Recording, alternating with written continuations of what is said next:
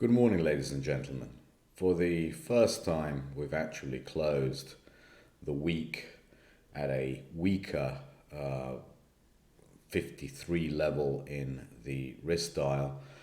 I'm not going to say that this is hugely significant, but this is the first signs of change where we are. As you can see, we are now closing below the moving averages, which basically means that under the hood things are deteriorating. Now this could be a temporary deterioration. As you can see, the moving averages have started and continue to move in, and the differential between the moving average 1 and the moving average 2, although the moving averages themselves are not moving very much, as you can see from these tables, the differential is coming in. And that is always a sign of things under the hood, of spreads under the hood actually moving in and bunching up towards their shorter term moving averages. And the same thing is actually happening in the weekly. As you can see, we had scores of around 26 and now we're at 18, which basically means that we are beginning to roll over, or we have a potential to roll over. Does this mean that we are going to enter a period of risk off? Not necessarily. It just means that we are entering we are shifting from a period of trend to a period of technical trading, and the eventual outcome depends on what happens next. The same thing is actually evident, will be evident even in the monthly when we close it. If the score stays the same, you will see that we will be below these moving averages, and then we will have a confluence of everything, every single time frame showing more or less the same thing. You can see how, basically if we go back to the top of the page, this is the price of the investment, this is when risk on started, this is the date of risk on. We have been in risk on for 1,000 points in the S&Ps now. I mean, literally 1,000 points. And that is not a sign of a weak market, but it's a sign of a market which is now shifting, as I said, from purely trending to actually going sideways and maybe slightly down. But as always, we start with the yield curve. 2s, 10s, building definition, aren't they? I think the lowest level they were at is here at 138, 139 basis points. We've tried the upside. I think it's beginning to fail. More likely than not that we test 138 basis points again. A slight flattening in the yield curve. What does that indicate? That indicates that holding steepening positions is expensive. You have to fund them, and that people are, for the next couple of weeks giving up. Why would they give up on steepening positions for the next couple of weeks?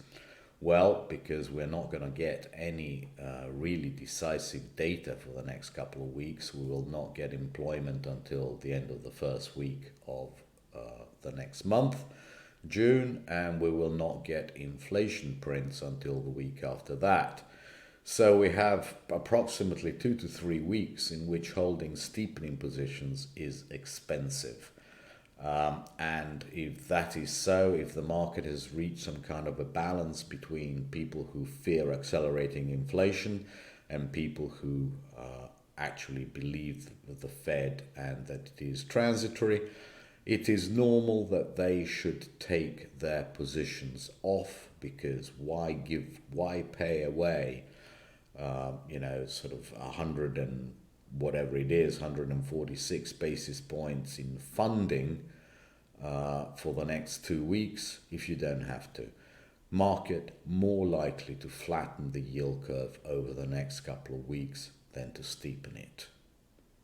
The same thing is apparent to me in any case, whichever tenure or piece of the yield curve you look at.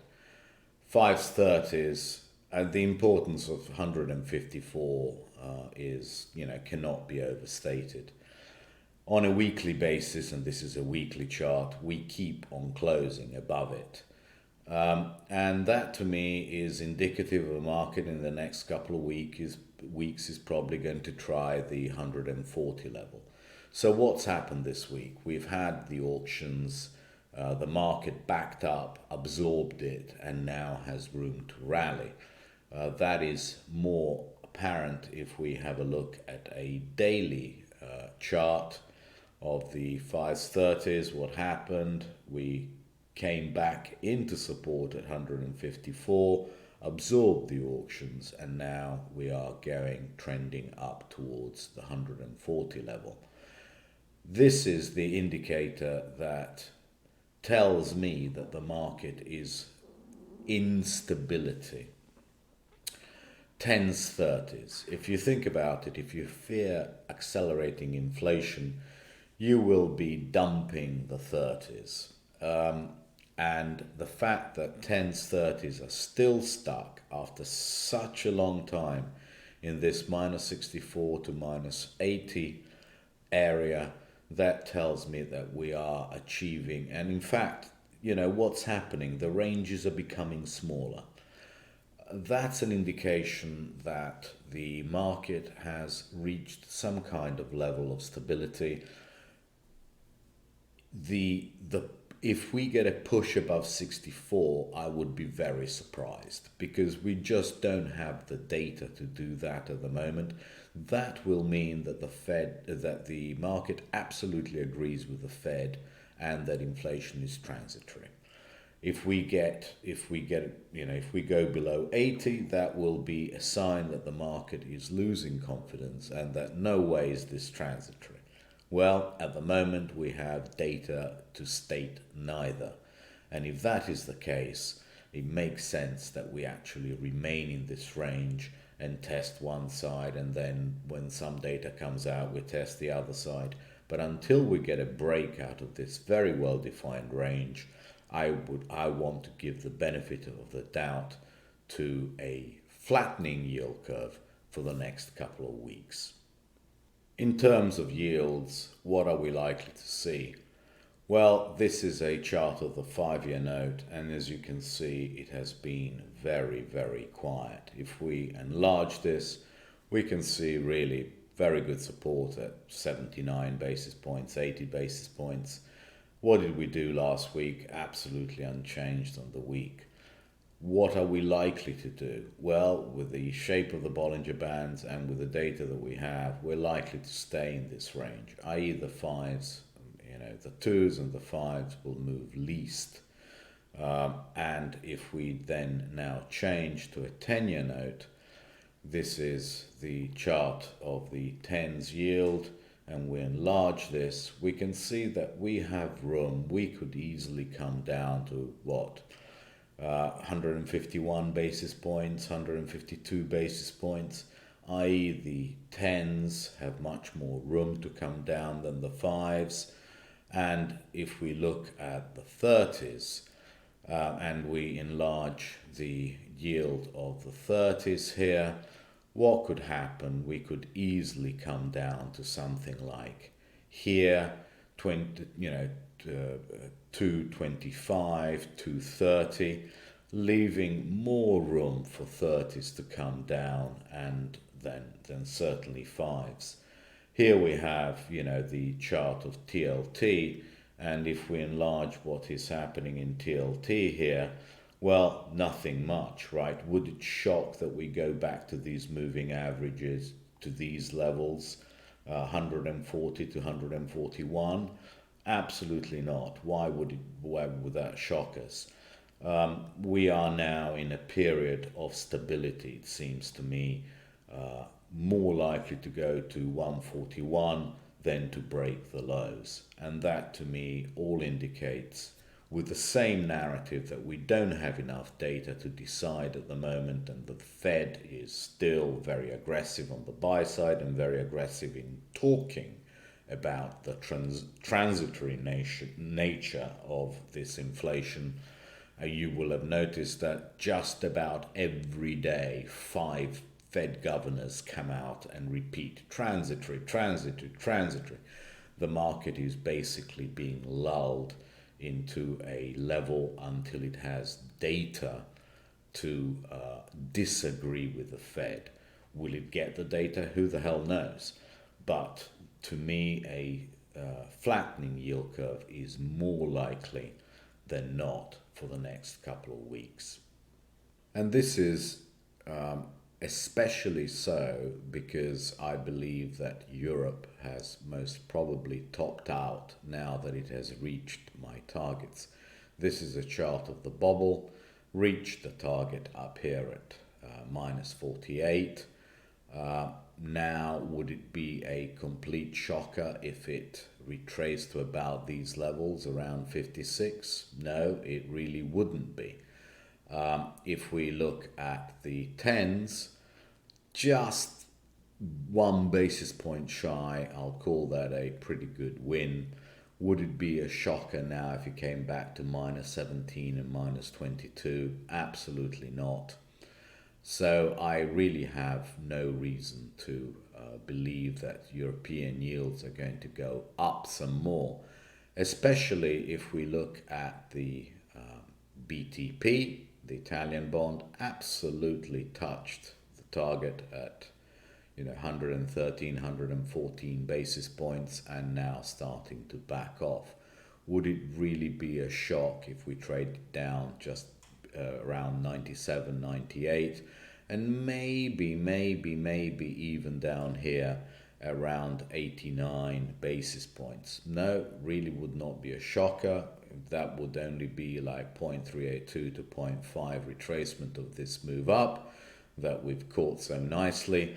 And now we're going to be patient for a week or so and try and pick them up back there again. If we look at the this is the OAT, the French bond, absolutely bang into target at 28, 29. And now would it really be a shock if we came down to 15? No, I very much doubt it. And maybe even down here to around the 50 level.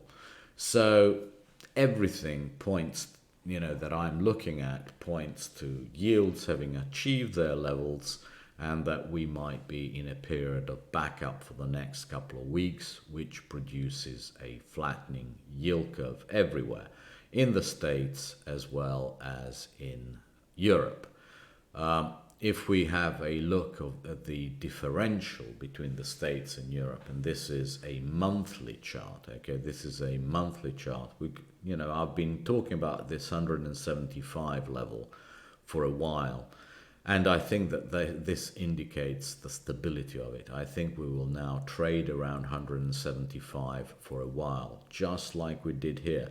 This is 3 months of basically trading around 175 before it got the impulse to go up. I think we might be in the same period here, i.e., a couple of months of trading around 175 before we decide which way to go.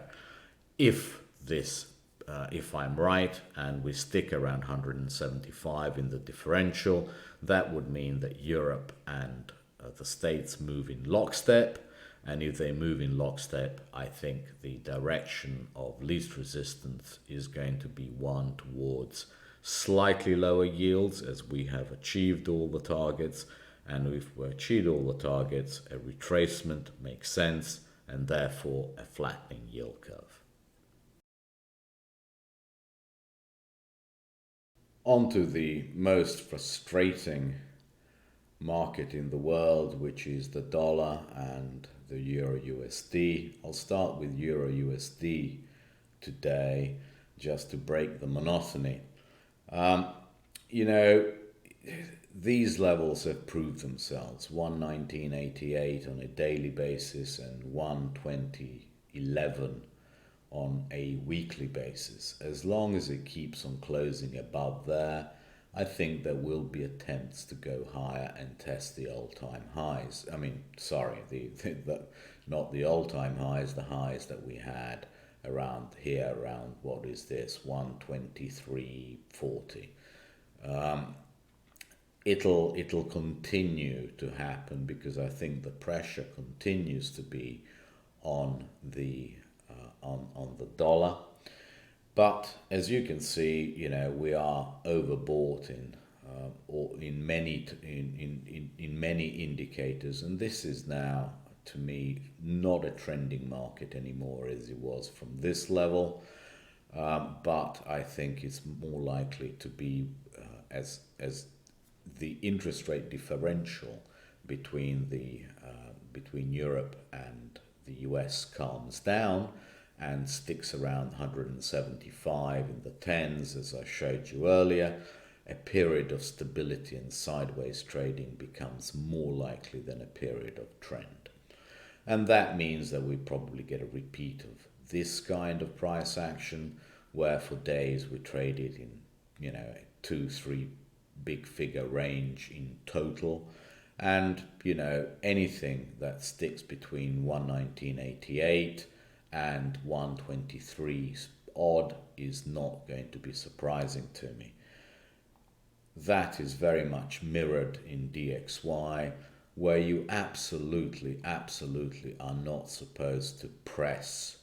What did I say last week? That the targets were here at 89.80 to 89.41.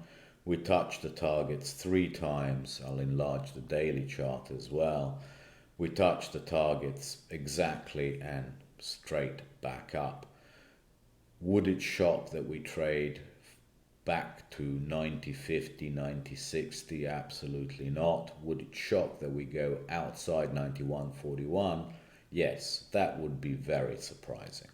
So we have an area between 90.50, 60 to 91.41 where we are supposed to be selling it, and we have an area between 89.40 and 89.80 where we're supposed to be covering shorts. This was the trend. I think next couple of weeks are going to be sideways as that spread sticks around 175. And if differentials are not driving it, I really don't see what's going to drive it before we get data toward in the first and second week of next month. Well, here we are. We have gold. What to say about gold? Well, I think that gold is moving towards the middle of the asset allocation butterfly, i.e. you're supposed to be long of it, no longer short of it with bonds. But I don't think that is something that is going to happen immediately, and I think it's going to take some time for that to happen. When I say some time, probably several weeks, if not months.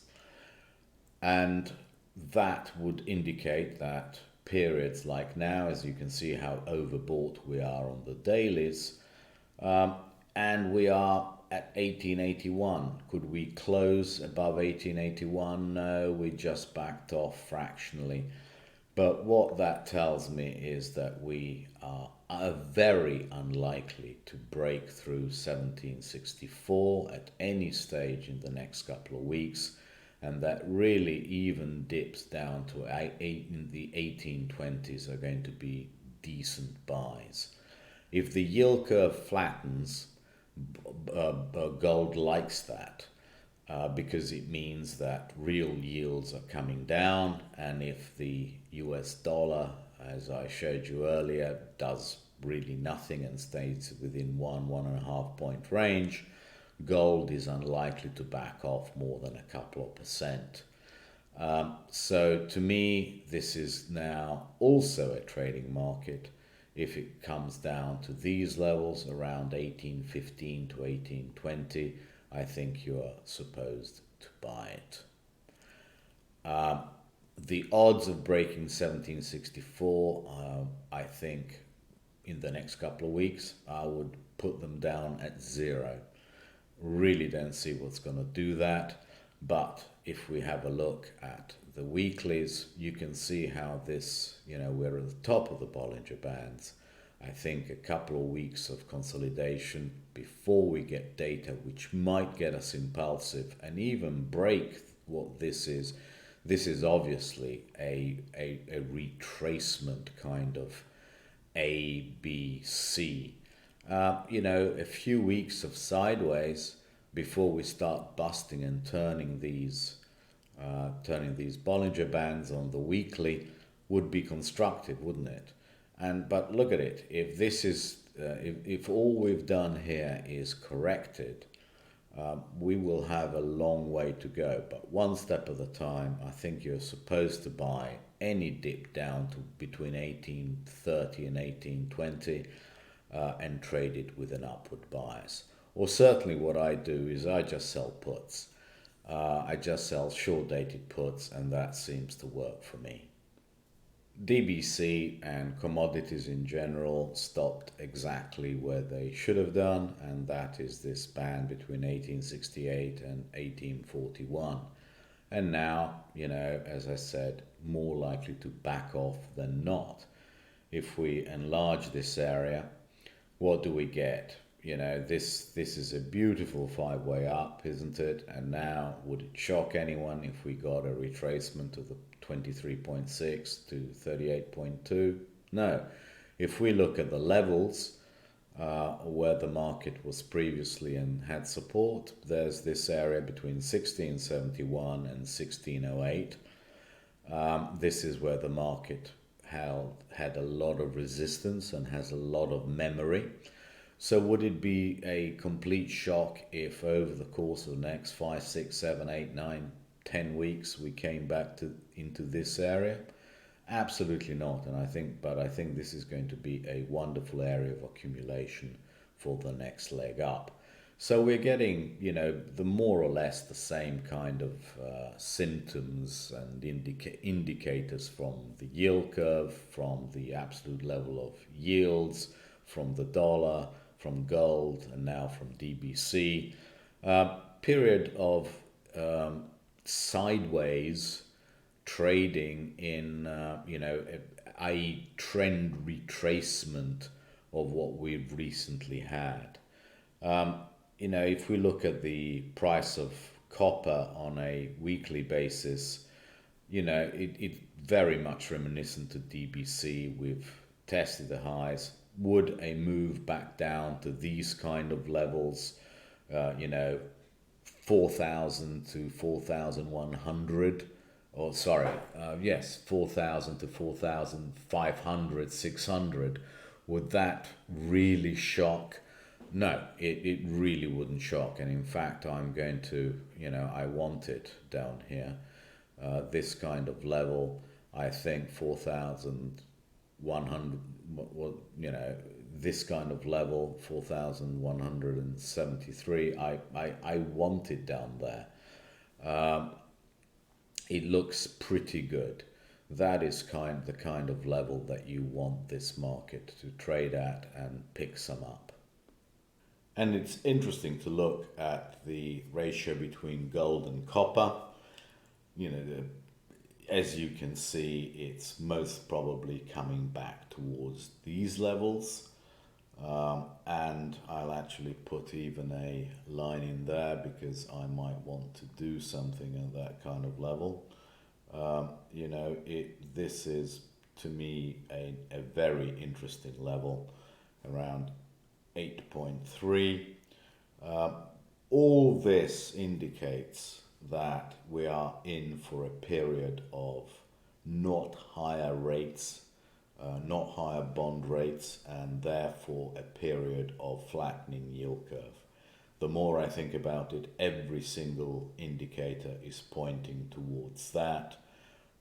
And as long as copper and gold ratio comes back towards this 8.3 level, I think over the next couple of weeks we're more likely to have a flattening yield curve, lower yields, and therefore a stable gold to slightly upward trending, and not a lot of pressure on the dollar. That is what all these charts are telling me. I want to start the review of equities actually with the transports and the Dow, simply because I've been saying for quite a while that we are unlikely to see any kind of sustained breakdown in SPX or even in NDX unless all these indices can turn around and are in sync. They haven't been in sync for a while, but they're beginning to get into sync. And this echoes to the first clip of this video where we examine what the risk dial is saying and how the risk dial is indicating some potential weakness underneath the hood. Is it possible that now that we have been weak for a whole week here in the transports, and if I enlarge this, you can see we've had just about 5 red days, i.e. all of last week transports were weak, irrespective of what SPX did. Could we be doing an ABC down back towards support around this level of 14,750? Very, very possible. Okay, and if we enlarge the chart of the Dow, could we go down towards this 33,000 level and do some kind of an ABC down? Very, very possible, and neither would be a shocker. Why do I look at these first? Well, if I'm correct with the analysis of the yield curve, that would actually imply that financials are going to be slightly weaker than people expect, and therefore that would tend to knock the Dow and the transports more than SPX or NQ. And this is what gives me another level of confirmation that we could be in for a period of slight risk off. Because if you think about it, why are people going to buy bonds? Why are they going to flatten the yield curve? Well, because we're not in raging, roaring risk on. Mild risk off, distinct possibility. Could this come down to these levels? Absolutely, and why not? So this is my background. This is my type of confirmation that we could get periods of risk off in the next week or two. As far as the SPX is concerned, it's absolutely playing ping pong with levels. 41.29 is your swing level. Above it, you get 41.80. Below it, you get 40.68. It was absolutely textbook. But what it tells me is that we are now in a trading period as opposed to a trending period. We just don't seem to be able to hold the 41.80. Every time we get up there, bang, down we go, bang, more likely than not, down we go again towards that 40.68 level. There is no need to think, really, it's automatic. Below 41.29 you're short for 40.68, above 41.29 you are long for 41.80, and that is likely to last for a while. Why? Because we can do this on the weeklies. We have this band of support. For any continued weakness to happen in SPX, we need to be below, on a weekly basis, we need to close below this band between 41.29 and 41.15. Only if we close below there do I think there is a possibility of trading this kind of level, 39.40. And these are not huge moves. They appear huge in points terms, but in percentage terms, then it's nothing to write home about. And we're going to have such amazingly good support here from these moving averages at that kind of level. but for the time being, more likely to trade down and test this 40-60 area several times before the all clear is sounded. Do I think this is huge risk off? No, just mild risk off. From everything I've been telling you, you can see that I'm actually less negative about NQ. Um, the the likelihood that we break down substantially and trade through the lows, I think, is receding. I think any move, even through these lows, is going to be caught around this 12,783 area. Um, it's unlikely that with bonds, if bonds are in a slightly better phase, that NQ is the one that gets hit. I think it's more likely to be the transports, and it's more likely to be Dow Jones, and it's more likely to be even SPX than NQ. This kind of environment is not one which is going to hit the high growth, the high beta stocks very much. In fact, it should help them slightly. So really, my absolute bottom in NQ is going to be this area, 12,783. I think we probably don't trade much lower than that. It's just not an environment in which, if I'm correct in interpreting the other charts, it's just not an environment that's going to hit this index the most. On the other hand, if I have a look at the spreads, it's not really an environment that is going to be extremely supportive. XLF, XLK, from everything I've told you, it's more likely now that XLF breaks down and heads down towards this kind of level, 25, 30, but that is only percent and a half in give up between financials and tech. To me, more likely to break down over the course of the next couple of weeks below this line, 27, retrace the percent or so, and then go again. If we have a look at the Qs against SPY, maybe test up here, these levels here, around the 80 and a half, and then come back down. So that is the kind of environment. I really don't see these huge moves anymore, certainly not on a weekly basis, open to close. I think it's more likely to be stability than anything else.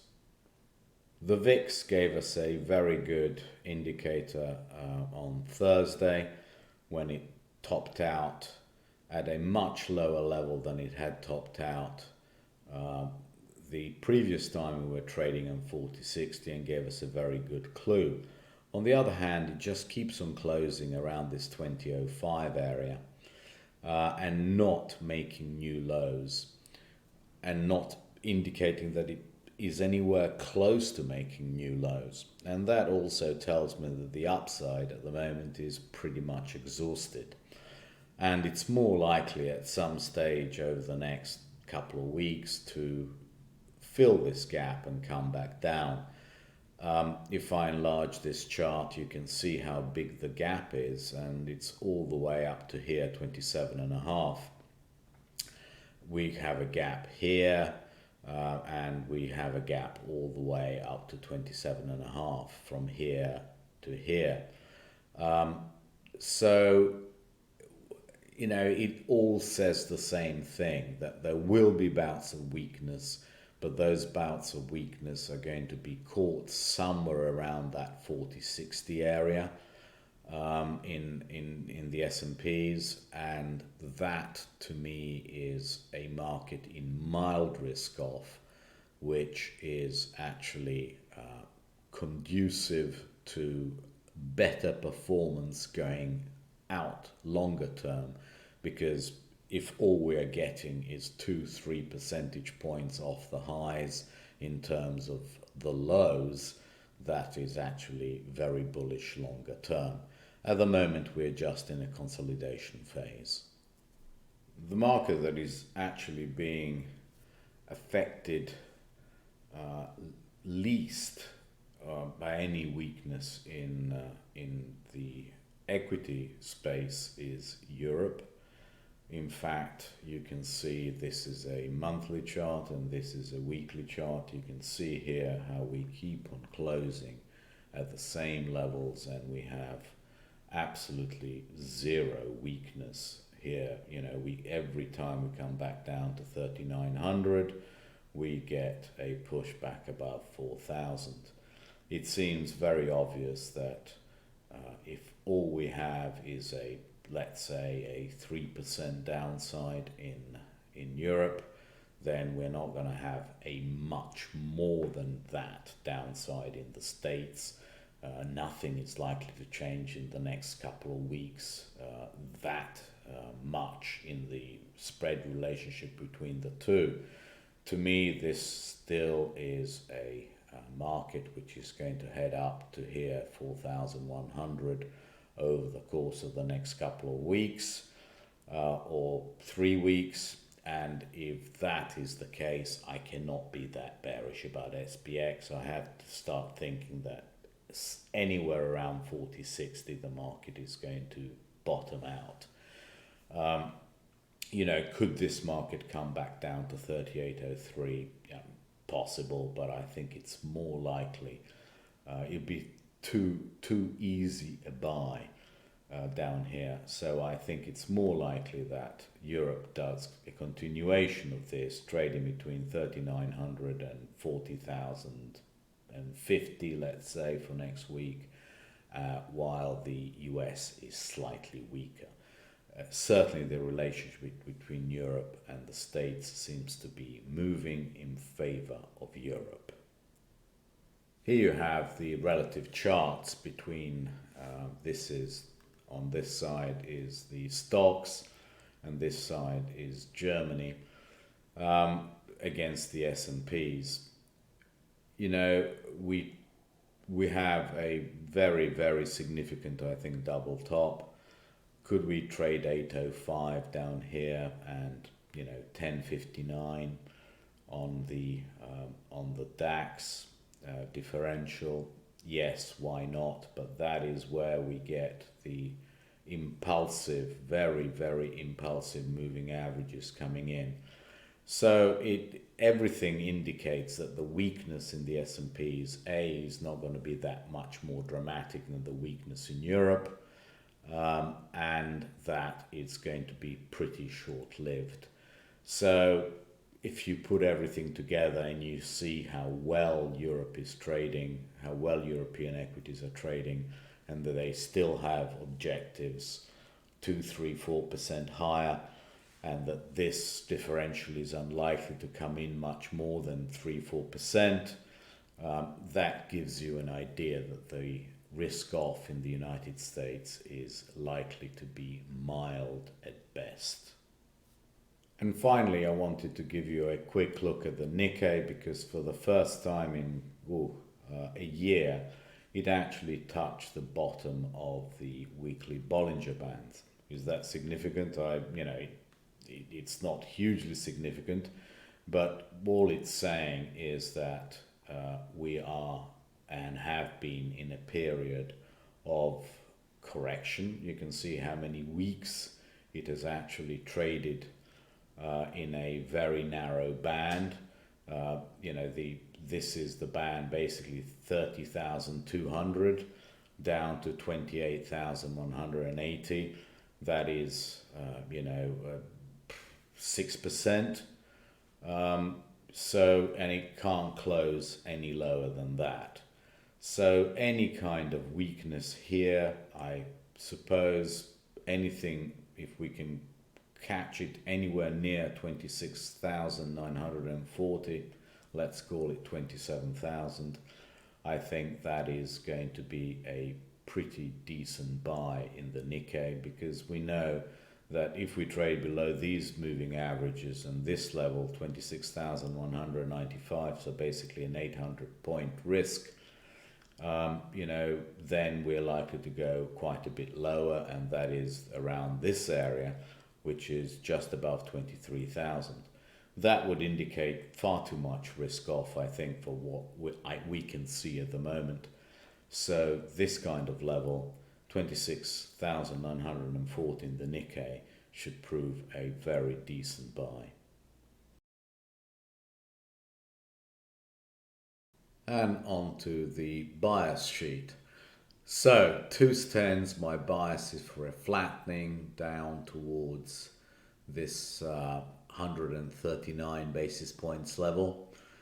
5s30s, if we see the 140 level, you definitely want to be out. But for the next week or so, I would definitely be looking for a flattening of these curves. DXY, very frustrating. Do not force and do not push at levels. We are still in a range. Still, this is very much good support, and this is very much good resistance. Just play the range. Gold, as I said, I think it's moving towards the center of the allocation butterfly, i.e. people will be buying any dips. I think selling puts is a very safe play for the next couple of weeks. Anything around 1825 down to 1765, which I see absolutely no chance of trading, is where you want to be picking it up.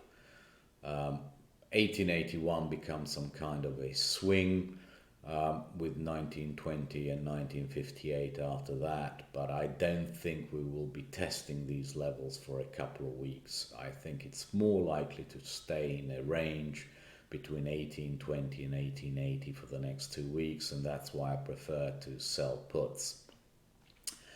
I've told you everything I know about SPX, and that these two levels are very important. The fact that VIX keeps on closing around the 2005 swing, and it has these gaps up to 22 and 27, tells me that yes, we are likely to have bouts of weakness, and we are likely to test the 4068 area again, and maybe even break it slightly, just to get people